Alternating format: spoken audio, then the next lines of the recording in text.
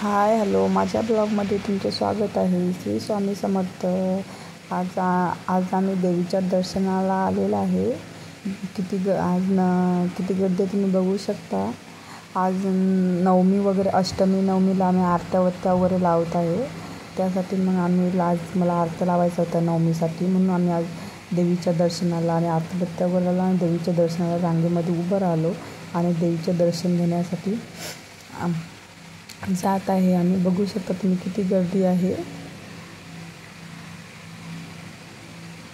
रोज गर्दी तर असतेच, पण आज नवमी वगैरे, अष्टमी नवमीला थोडी जास्तच गर्दी असते. होम वगैरे, पूजा वगैरे असतात इथं. वटीचं सामान वगैरे घेतलं होतं मी. वटीचं सामान वगैरे घेऊन देवीची वटी वगैरे भरली. थोडी जास्तच गर्दी होती, म्हणून आरामात दर्शन वगैरे झालेलं नाही आहे.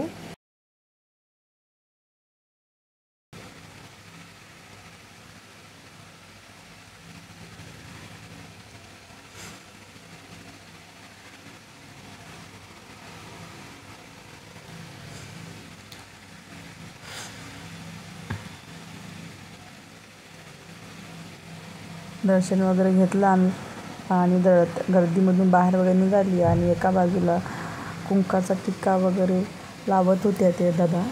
कुंकाचा टिक्का वगैरे लावला आणि दर्शन वगैरे घेऊन आमची परी बघा कशी एका बाजूला खेळत होती.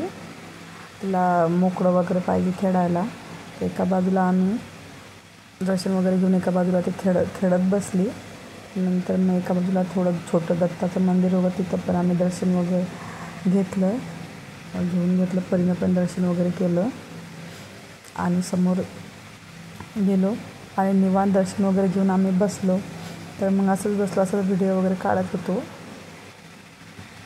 दर्शन वगैरे घेऊन आता आम्ही समोर जायला निघालो होतो.